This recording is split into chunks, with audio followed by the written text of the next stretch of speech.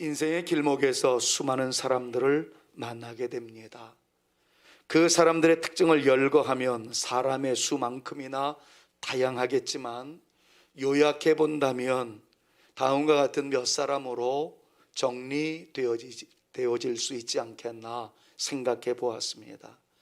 여러 가지 사안에 따라서 나눌 수 있는 종류의 내용들은 분분할 수 있겠으나 그냥 어떤 상황이 딱 직면하게 되었을 때 나타나는 몇 종류의 사람을 저는 이렇게 나누어 보았습니다. 첫 번째는 그때그때 기분에 따라 움직이는 사람이 있을 수 있겠다는 거죠. 내키는 대로 살아가는 사람. 영 안 되다 보면 손바닥에 침을 뱉어놓고 손바닥으로 탁 쳐서 튕기는 쪽으로 가자 하는 식의 사람도 있을 수 있겠다 싶습니다.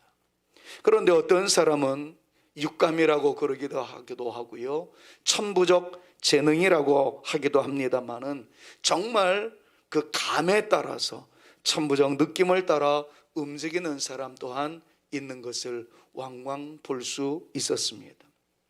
그런 반면에 어떤 사람은 손익을 보고 움직이는 사람 수없이 많이 만나보았습니다. 나에게 이익이 된다 하면은 따르고 손해가 된다면 너무나도 냉정하게 등을 돌려버리는 그런 사람도 많이 보아왔습니다. 분명한 대의 명분이 있는데도 불구하고 마땅히 걸어가야 할 길이라는 사실을 인정하면서도 자기에게 손해가 된다면 냉정하게 그 자리를 떠나는 매정한 사람도 있는 것을 인생의 길목에서 참 많이 만나 왔습니다. 반면에 아무런 생각 없이 명령에 따르는, 명령에 따라 움직이는 그냥 맹목적인 그런 사람도 있는 것 또한 경험해 본 바가 있습니다. 소신도 없이, 자기 생각도 없이, 주관도 없이 그래서 하라면 하는 게 마땅하겠거니 생각하고 움직이는 사람입니다. 결코 좋아 보이지만은 않습니다. 그런데 마지막으로 여러분들에게 소개해드릴 사람은 자기의 생각은 분명해요. 소신도 있어요. 주관도 있어요. 삶의 철학도 있어요. 그런데 윗분의 지시라면 순종하는 사람이에요. 그 윗분이 비굴하게 인간의 정도를 넘어서서 만약에 명령하시는 분이 주님이시라면 주의 말씀 앞에는 내 생각, 내 소신, 내 주관, 나의 삶의 철학 모든 것들을 내려놓고 그저 아멘하는 사람이라고 설명한다면 이 사람이 멋있는 사람 아닐까 싶습니다. 이렇게 몇 종류의 사람으로 구분을 해놓고 볼 때에 오늘 본문에서 만나는 사도 바울이라는 사람은 자기 신념, 자기 소신, 자기 철학이 분명한 사람이었으나 그저 하나님의 말씀이라면 손해 이익을 따지지 않고 순종하는 사람이었다라고 정의를 내릴 수가 있겠습니다. 우리가 이미 여러 차례 살펴보았던 대로 데살로니가, 고린도 등 다른 곳에서는 유대인들이 사도 바울을 대적하며 온갖 저주와 폭언, 징어의 돌팔매질을 당하는 그런 상황이었던 상황에서도 사도 바울은 소신을 잃어버리지 아니하고 열심히 주의 복음을 증거하는 삶을 살아갔습니다. 그러나 밀려오는 두려움이 있었어요. 공포도 있었어요. 그래서 지난주에 묵상했던 대로 바울아 두려워하지 말아라.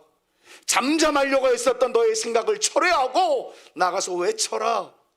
이 성중에는 내 백성이 많다.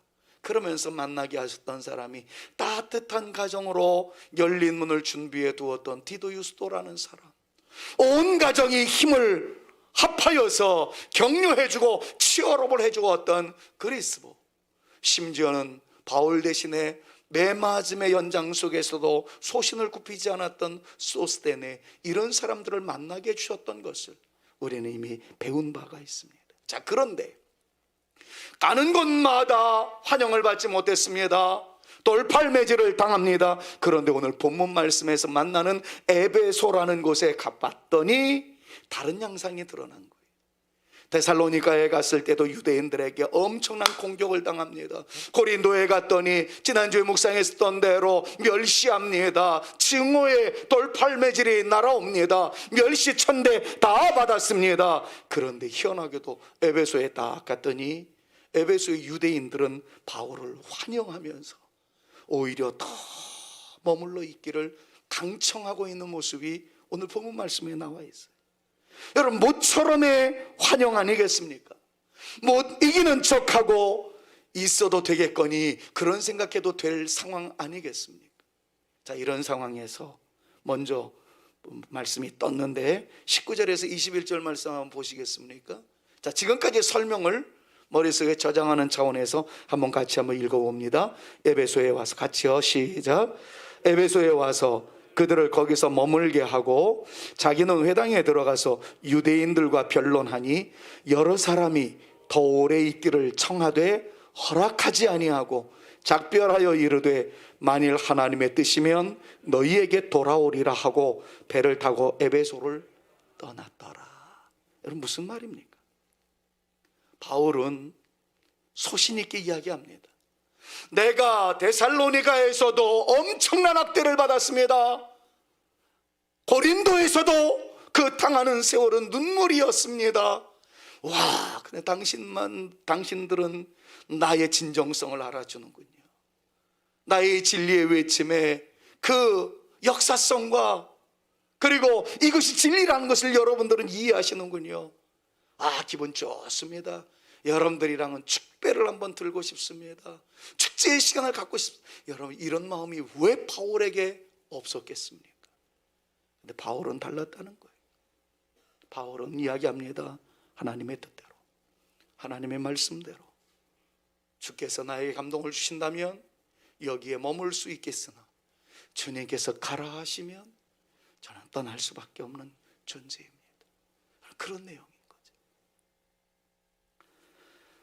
저를 비롯한 우리, 저를 포함한다는 것을 전제합니다.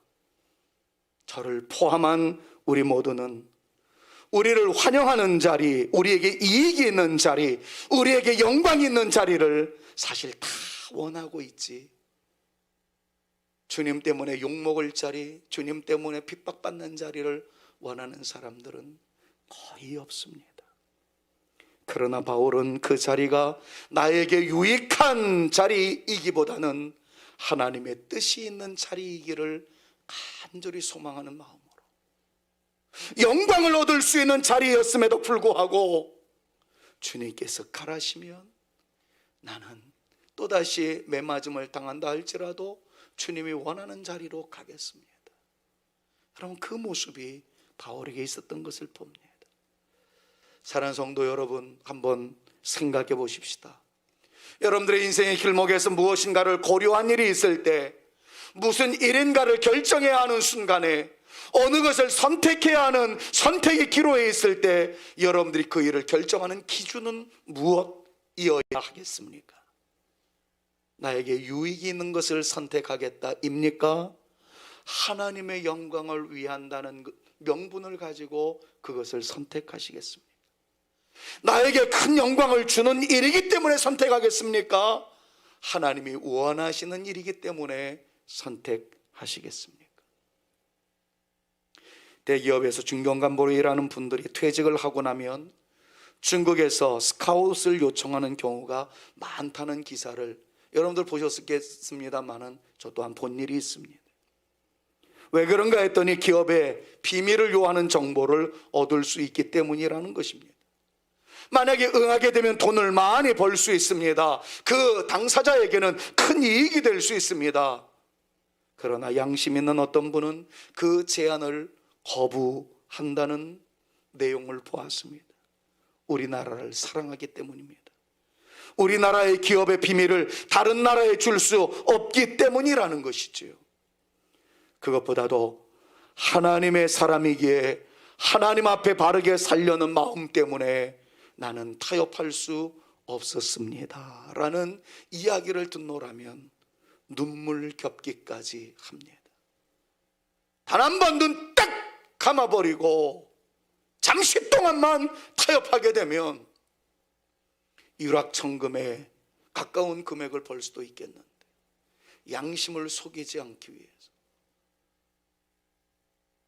나라를 사랑하는 마음 때문에, 그 무엇보다도 하나님 앞에 진실되게 살아가고자 하는 거룩한 열정 때문에 그것을 선택하였다고 한다면, 그 모습을 보시는 하나님께서 그런 사람들을 책임져 주실 줄로 믿습니다. 정말 감사한 일입니다. 우리의 삶의 자리에서 가고자 하는 길목에서 하나님의 영광을 위하여 하나님의 말씀을 떠올리는 하나님의 사람이 되는 것을 인생의 목적으로 삼을 수 있는 저와 여러분, 우리 모두가 되어지실 수 있기를 우리 구주 예수 그리스도의 이름으로 축원합니다. 왜냐하면 웨스트민스터 소요리 문답 제1문, 예수 잘 믿는다는 것은 무엇입니까? 예수 믿는 사람들이 정말 살아가야 할 제1되는 가치, 목적이 무엇입니까? 던진 질문에 대하여 우리가 사는 날 동안 하나님을 영화롭게 하고 하나님을 영원토록 즐거워하는 것, 하나님이 어떤 복을 주셨기 때문에 그 복을 즐거워하는 것이 아니라, 하나님께서 어떤 은혜를 주셨기 때문에 그 은혜 때문에 즐거워하는 것이 아니라, 그저 하나님을 기뻐하고 하나님 때문에 즐거워할 수 있는, 하나님으로 인하여 만족할 수 있는 우리의 삶이 되어지는 것, 여러분, 이것이 바로 우리의 삶의 목적이라는 것을 기억하면서 그 길을 묵묵히 걸어갈 수 있는 저와 여러분, 우리 모두가 되어지실 수 있기를 우리 구주 예수 그리스도의 이름으로 축원합니다. 축원합니다. 바울이 하나님의 말씀을 따라 살고자 했던 모습은 그것뿐이겠습니까? 오늘 생뚱맞은 또 하나의 말씀을 묵상해 보려고 해요. 18절 말씀을 보니까 뜬금없이 바울이 머리를 깎았다, 그런 내용이 나오고 있는 것을 보게 됩니다. 바울은 더 여러 날 머물다가 형제들과 작별하고 배 타고 수리아로 떠나갈새 브리스길라와 아굴라도 함께 하더라. 바울이 일찍이 서원이 있었으므로 겐그레아에서 머리를 깎았더라, 이런 말씀이 있어요. 아니, 머리를 깎을 수도 있고 모욕할 수 있는 것 아니겠습니까? 그러나 왜 사도행전의 저자인 누가는 사도 바울이 머리 깎은 것까지 거론을 했을까요? 총신에서 공부하고 있었던 그 시절 존경하는 교수님께 이 질문을 던졌었습니다. 왜 바울이 머리를 깎았다는 내용을 굳이 누가가 여기다 기록을 해놨을까요? 그랬더니 정말 존경했던 그 교수님은, 생뚱맞게 무슨 그런 질문을 하냐, 나도 모르겠다, 깎을 만하니까 깎았겠지, 아마 길어서 귀찮아서 깎았을런지도 모르지, 일상적인 대답을 하시면서 저한테 영원히 남는 숙제를 주셨습니다. 네가 연구해봐라. 그래서 그날 이후로 정말 많이 고민했습니다. 설교자는 성도들에게 바른 것을 가르쳐 드려야 하겠기에 이 부분에 대한 정말 많은 시간을 고심을 하면서, 교수님들이 다 아는 것은 아니구나, 그때 알았고 설교자가 더 많이 연구해야 되겠구나, 그런 생각을 해봤던 적이 있었습니다. 자, 물어볼게요. 바울이 왜 머리를 깎았을까요? 그럼 그냥 흔히 대답하는 거는 알게 뭐예요, 그냥 깎았겠죠, 그리고 넘어가면 됩니다. 그런데 여기에 매우 중요한 의미가 있습니다. 우리는 사도 바울이 머리를 깎았다라는 단어 앞에 서원이 있었으므로 라는 말에 주목해 보셔야 합니다. 뭐가 있었다는 거예요? 그냥 누가가 심심해서 머리를 깎았다라는 기록을 해놓은 것은 결코 아니었다는 거죠. 자, 그렇다면 여기서 말하는 서원이 무엇인가를 이해하기 위해서 나시린의 서약이라는 것을 한번 생각해 볼 필요성이 있습니다. 사도 바울은 선교 사역을 시작하면서 나시린의 서약을 했다라는 해석에 저는 동의하고 싶습니다. 자, 민수기 6장 3절에 7절 말씀을 보면 나시린 서약을 하게 되는 그 상황을 설명을 하는데, 나시린이 되려면 세 가지 순종해야 할 일이 있습니다. 그 첫 번째는 독주와 포도주를 마실 수가 없었습니다. 술은 이성을 마비시키고 합리적인 판단을 하지 못하게 합니다. 결국엔 술에 지배를 받게 합니다. 그렇기 때문에 하나님의 사람, 하나님의 일을 하는 사람은 하나님께 집중해야 하기 때문에 하나님의 말씀과 성령의 지배를 받아야 된다는 하나님의 절대 명령에 따라 술을 금하게 하셨던 것이었습니다. 설명은 생략할게요. 두 번째, 시신을 가까이에서는 안 되었습니다. 당시에는 시체가 부정한 것으로 취급을 받았기 때문에 시신을 멀리 해야만 했습니다. 하나님의 일을 하는 사람들의 눈에 더러운 것이 비춰지면 안 되었습니다. 하나님의 일을 하는 사람들의 손에 더러운 것이 묻혀지면 안 되는 것이었습니다. 그래서 구별된 삶을 살도록 하기 위하여 하나님께서는 시신을 멀리하라 말씀하셨습니다. 세 번째, 머리 깎지 말라는 것이었어요. 옛날에는 머리가 주인이 있다는 것을 나타내주는 심벌이었습니다. 예를 들자면 우리나라에서 옛날에 여인들이 처녀로 있다가 결혼을 하면 머리에 비녀를 질렸습니다. 이것은 곧 그 여자에게 주인이 있다는 뜻이라는 것을 우리 모두는 다 알고 있습니다. 마찬가지로 유대인들에게도 특별히 머리를 기른다는 것은 하나님이 주인이라는 사람의 뜻을 내포하고 있는 또 하나의 심벌이었습니다. 그런 면에서 나시리는 머리를 기름으로써 나는 하나님의 사람입니다, 하나님께 헌신한 사람입니다, 이것을 설명하는 것이 되는 것이었습니다. 그렇기 때문에 이 나시린이라는 말은 어원적으로 볼 때 나지르라는 단어에서 나왔는데 그 뜻은 헌신된 사람, 성별된 사람, 하나님께 구별된 사람이라는 뜻을 가지고 있어요. 지금의 용어로 이야기하면 뭡니까? 성도라는 말입니다. 자, 신학적으로 설명하기 위해서 좀 길어졌습니다만은 설명 속에서 여러분들이 꼭 기억해야 할 것들이 있습니다. 구약에는 나시린이라는 사람이 있었듯이 신약에는 성도라는 사람이 있습니다. 근데 성도 중에 교회를 중심으로 해서 평생을 섬기며 살아가리라 다짐하는 사람들이 있습니다. 그 사람들을 가르쳐 오늘날로 이야기하면 주의 종들이라 말할 수 있겠죠. 일정의 과정을 거쳐서 목사가 된 사람, 전도사가 된 사람, 혹은 사찰로서 교회의 모든 일들을 감당하는 사람, 이런 분들을 의미할 수 있을 겁니다. 자, 그런데 구역적으로 봤을 때, 신약적으로 봤을 때 나시리는 두 종류의 사람이 있어요. 그것은 한평생을 나시리로 살겠다라고 드리는 사람이 한 사람이 있을 수 있고, 또 한 사람은 한시적으로 어떤 사역적인 차원에서 자기를 드리겠다라고 헌신한 사람이 있습니다. 여러분들이 잘 아는 사무엘이라는 사람은 평생을 하나님께 드리겠다라고 헌신한 나시린이라고 말할 수 있을 것이고, 오늘 본문 말씀의 바울은 사역적인 차원에서 그 사역을 감당하는 동안 나시린으로 살면서 하나님의 능력을 구하는 사람으로서의 면모를 보였던 사람이 오늘 본문 말씀의 바울이었던 겁니다.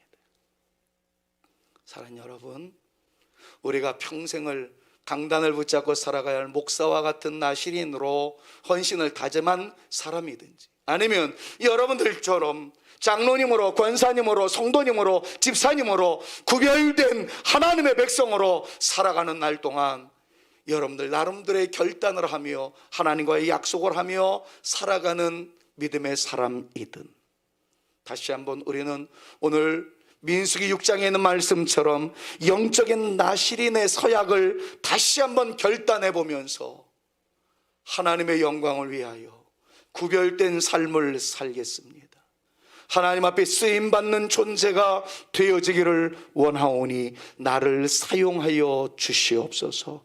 여러분, 이런 믿음이 오늘 우리 가운데 넘쳐날 수 있기를 먼저 주님의 이름으로 부탁을 드립니다. 하나님의 은혜를 기억하며 하나님께서 나에게 주신 사명에 최선의 헌신을 다짐하면서 나시리는 이성을 마비시키고 술의 지배를 받는 것을 멀리 했던 것처럼 영적인 나실인으로서의 나는 하나님의 말씀의 지배를 받으며 성령 충만한 존재가 되어지기를 원하오니 성령 충만을 허락하여 주시옵소서. 기도하는 저와 여러분들 모두가 되실 수 있기를 주님의 이름으로 축원합니다. 당시에는 시체가 부정한 것으로 취급받았기에 시신을 멀리했던 것처럼 영적인 나실인으로서의 저와 여러분들은 부정한 것, 음란과 욕설과 부정과 부패를 멀리하는 깨끗한 하나님의 사람, 진정한 그리스도인이 되겠습니다. 결단하는 아름다운 이 시간 되어주실 수 있기를 다시 한번 우리 구주 예수 그리스도의 이름으로 축원합니다. 뿐만 아니라 그네들은 머리를 기름으로써 나는 구별된 사람입니다, 나는 하나님께 속하여 있는 사람입니다, 그렇게 고백했던 것처럼 영적인 나실인으로서의 저와 여러분들은 나의 주인은 하나님이십니다. 나는 하나님께 속하여 있습니다. 나는 그리스도인입니다. 나는 그리스도께 속하여 있습니다. 이것을 선언하면서 부디 여러분들이 머물러 있는 곳에 여러분들 때문에 그리스도의 향기가 만발할 수 있게 되어지기를, 그리스도의 흔적이 선명하게 드러날 수 있기를, 그래서 우리를 때문에 우리들로 인하여서 우리의 손자리가 거룩해져 가고 아름다운 주의 역사가 나타날 수 있는 놀라운 축복의 용사들로서의 우리 모두가 되어질 수 있기를 우리 주 예수 그리스도의 이름으로 축원합니다. 축원합니다. 자, 그렇다면 나실인은 머리를 깎지 않는다고 그랬는데 지금 본문 말씀을 보니까 바울은 도리어 머리를 깎았습니다. 이 말씀을 어떻게 해석하랍니까 이제? 자, 조금 오늘은 신학적으로 설명을 해야 되는 것, 지루하다 그러지 말고 한번 배운다는 차원으로 인내해 보십시오. 여러분, 머리를 깎았다는 이야기는 평생을 나실인으로 헌신했을 경우에 중도의 머리를 깎는 것은 잘못된 것입니다. 대표적인 사람이 삼손으로 예를 들지 않습니까? 여인의 유혹에 빠져가지고 머리 다 깎임을 당했을 때 거기서 능력이 떠났잖아요. 머리를 깎으면 안 됩니다. 그런데 나신으로 살던 사람이 살다가 나실인으로서의 언약을 어겼을 때, 하나님 앞에 엄청나게 범죄하거나 그랬을 때는 하나님께서 어물쩍 넘어가는 적이 없었다는 것을 민수기 6장 9절에서 11절이 우리에게 가르쳐 줍니다. 자, 평생을 나신인으로 살겠다 다짐했던 사람이 서원을 깨뜨리게 되면 나신인으로 살다가 남모르게 소주 한 잔 마시고 독주 한 잔 마시고 시체를 나도 알게 모르게 만졌던 일이 있다면 하나님 앞에 속죄의 제사를 드리고 그동안 나신인으로 살았던 모든 것은 무효가 되고 다시 머리 깎고 다시 시작해야 된다는 겁니다. 그게 평생을 나실인으로 살겠다라고 헌신한 사람들에게 내리신 하나님의 명령이었습니다. 자, 그러면 사도 바울이 머리를 깎았다는 얘기는 무슨 죄를 지어서 원인 무효가 되었다는 말씀일까요? 거기에 이제 차이가 있는 거예요. 평생으로 나실인으로 살겠다라고 다짐한 사람들이 중간에 죄를 범하였거나 잘못했을 때에는 머리를 깎고 새로 시작해야 됐지만 사도 바울과 같은 사역적으로 일시적인 서원을 했을 경우에는 하나님께 제사와 예물을 드리고 일반 생활로 돌아가게 했던 조항이 민수기 6장 13절에서 15절 말씀에 나와 있습니다. 그러니까 이런 거지요. 일상으로 돌아가서 사도 바울은 평범한 사람으로서의 삶을 살아가게 되었다는 겁니다. 그러다가 다시 또 다른 사역에 직면하게 됩니다. 그 사역이 부담스럽기 그지없습니다. 그럴 때 그때 또다시 서원을 하는 거죠. 하나님, 한때 내가 나실인으로 살아서 하나님의 은혜 속에서 멋지게 승리하였습니다.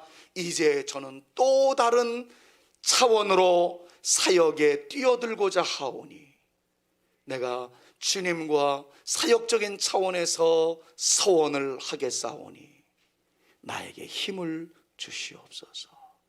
이런 의미로 다시 서원하는 그러한 내용이 바로 사도 바울의 모습이었습니다. 자, 이런 상황에서 겐그레아에서 사도 바울이 머리를 깎았다는 거죠. 자, 어쩌면 아테네에서 실수했던 것 바울은 생생하게 기억하고 있었을 수도 있습니다. 아테네에서 어떤 실수를 했어요? 아테네에는 그릇된 신화가 많았었습니다. 그릇된 철학이 많았었습니다. 그러니까 사도 바울이 이거는 내 전공이야, 내가 가가지고 그놈들과 맞짱 떠서 승리할 수 있어, 기고만장했었습니다. 그런데 가가지고 대패해버리고 말았습니다. 자기 힘을 의지했어요.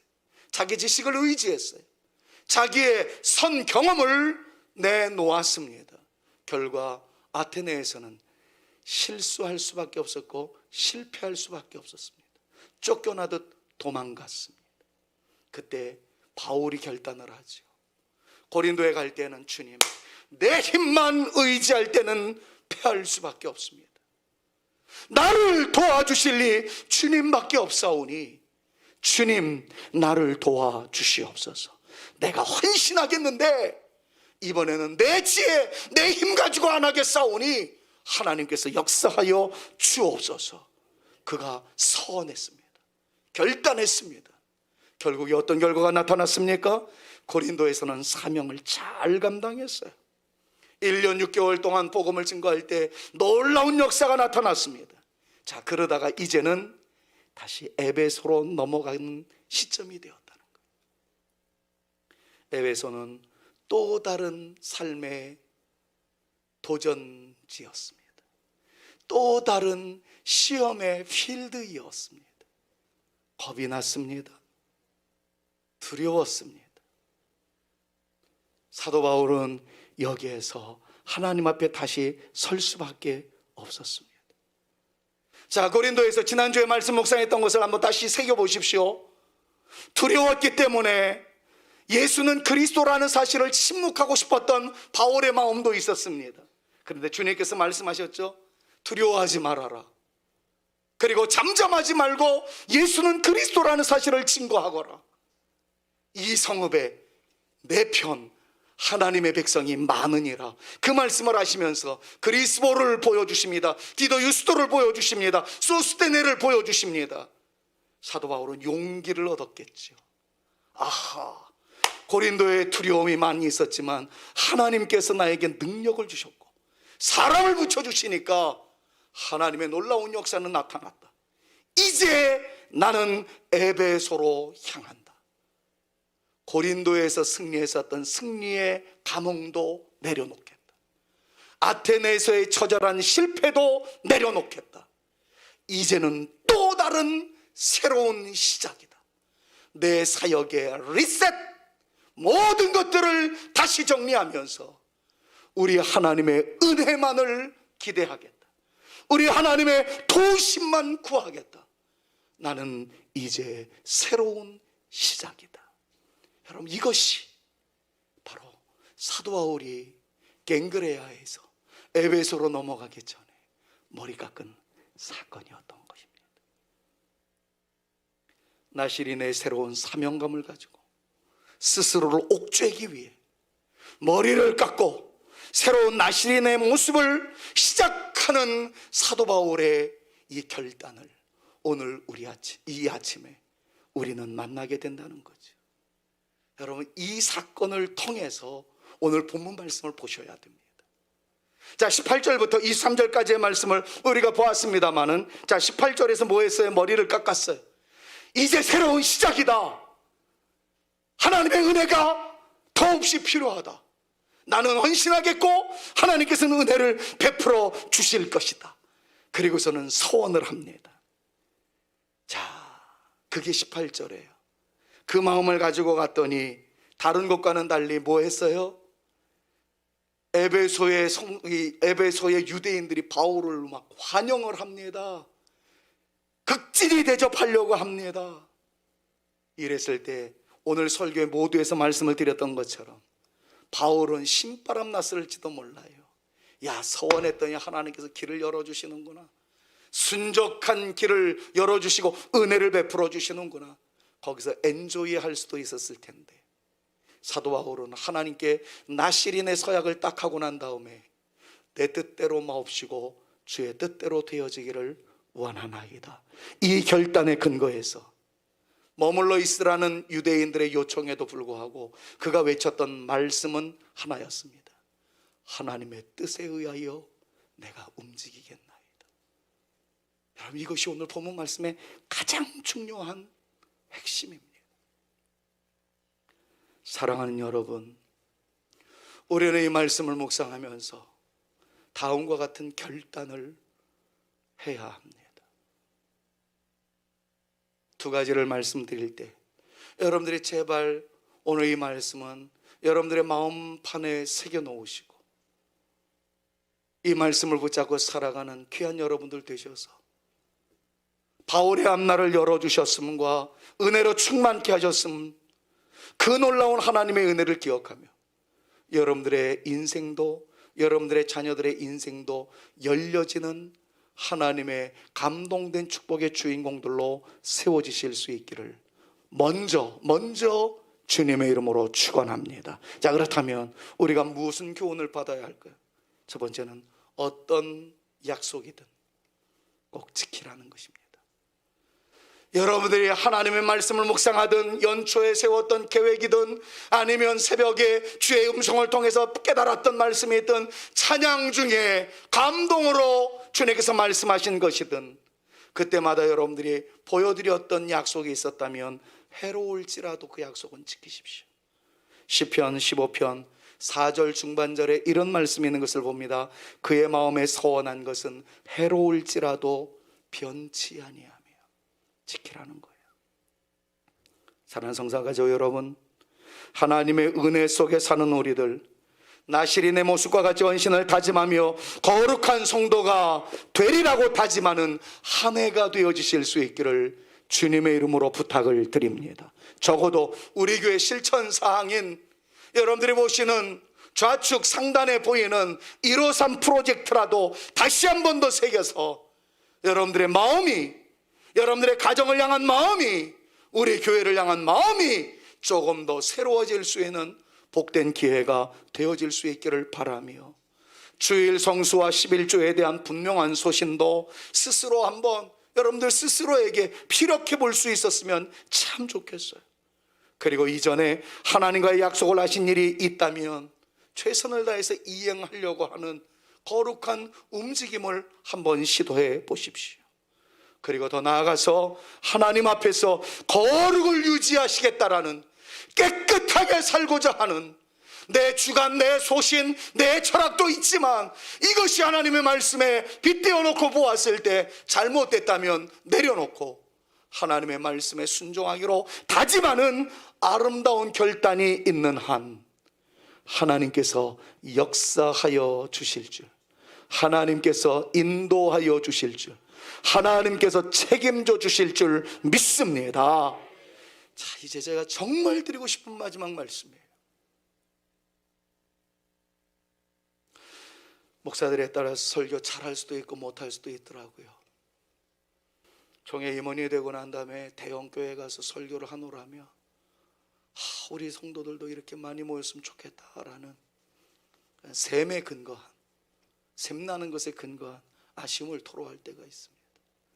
그러면서 대형교회를 이끌어 가시는 목사님들 설교를 들어본다면 정말 성도들이 모일 수밖에 없게 만드는 그런 능력 있는 목사님들이구나. 그것을 제가 부정할 수가 없어요. 그래서 저를 많이 책하기도 합니다.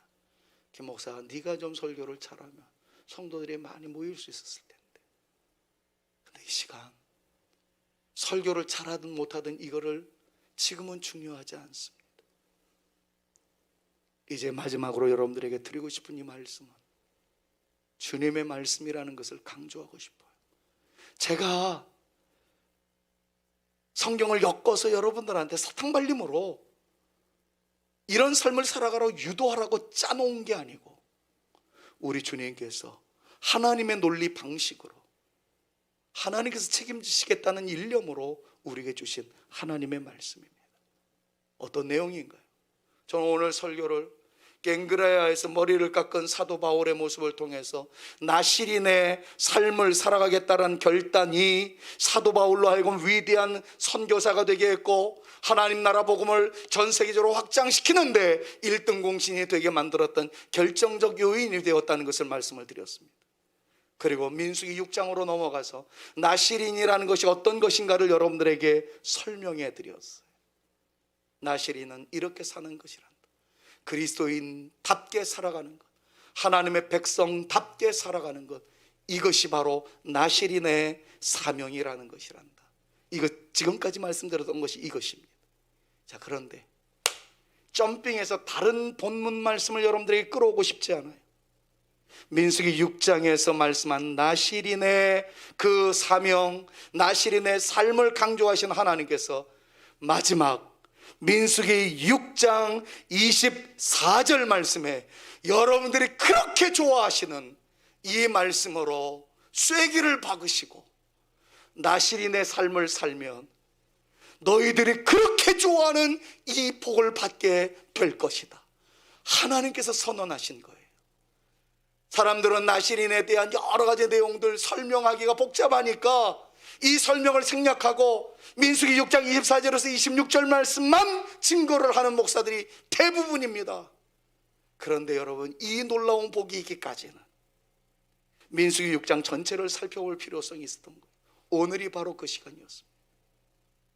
그리스도인답게 살아가고자 할 때, 헌신을 다짐하며 하나님의 영광을 위하여 달려나가고자 할 때 하나님께서 주신 말씀입니다. 여호와는, 같이 한번 권위를 가지고 읽고 예배를 마치겠습니다. 여호와는, 시작. 여호와는 내게 복을 주시고 너를 지키기를 원하며, 여호와는 그의 얼굴을 내게 비추사 은혜 베푸시기를 원하며, 여호와는 그 얼굴을 내게로 향하여 드사 평강 주시기를 원하노라. 할렐루야. 여러분, 나시린의 삶을 살고자 하는 여러분들에게, 그리스도인의 삶을 살고자 하는 우리 모두에게 주님께서 말씀하십니다. 내가 너에게 복 주겠다. 내가 너에게 은혜 베풀어 주겠다. 내가 너에게 평강이 넘쳐 흐르게 하겠다. 그리스도인의 자존감을 가지고 한 주간 우리의 평생 살아가 보십시다. 하나님께서 책임져 주실 줄로 믿습니다. 사도 바울을 통해서 역사하셨던 그 하나님, 우리를 통해서도 역사하여 주실 줄로 믿습니다. 그래서 우리는 이런 고백을 하나님께 올려드릴 수밖에 없습니다. 하나님, 저도 거룩하게 살겠습니다. 그리스도인답게 살겠습니다. 예수 믿는 사람답게 살겠습니다. 내 안의 죄악을 불태워 주옵소서. 그리고 저는 깨끗하게 살겠사오니 저로 쓰임받게 하여 주옵소서. 여러분, 이 찬양 올릴 때 기도하는 마음으로 나를 사용해 주옵소서. 우리 자녀들을 사용하여 주옵소서. 내가 나시린, 영적인 나시린이 되어서 성별된 삶을 살아가겠습니다. 여러분, 결단하면서 1절을 찬양하는 마음, 찬양하되 기도하는 마음으로 찬양했으면 좋겠어요. 거룩하게 하소서 진리의 주님이여, 나의 마음의 죄악을 불태워 주옵시고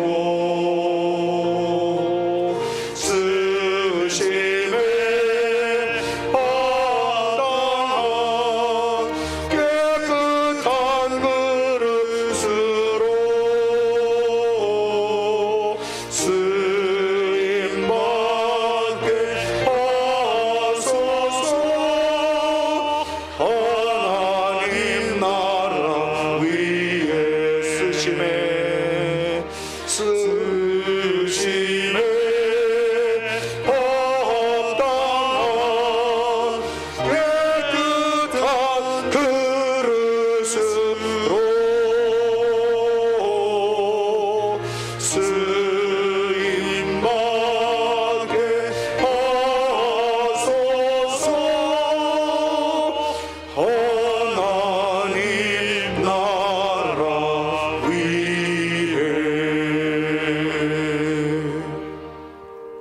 이제는 우리 구주 예수 그리스도의 은혜와 아버지 하나님의 극진하신 사랑하심과 성령님의 감화감동 위로 교통 충만케 하심이 나는 그리스도인입니다. 하나님의 자녀입니다. 하나님 앞에 쓰임받기를 원하여 나시린의 서약과 같이 깨끗하게 거룩하게 살고자 하오니 우리를 사용하여 주시옵소서. 기도하며 결단하며 돌아가는 주의 택한 자녀들 머리 위에와 저들의 가정 위에와 스라의 자녀손들 위에와 우리 성산교회 위에 이제로부터 영원토록 함께 있을지어다. 아멘.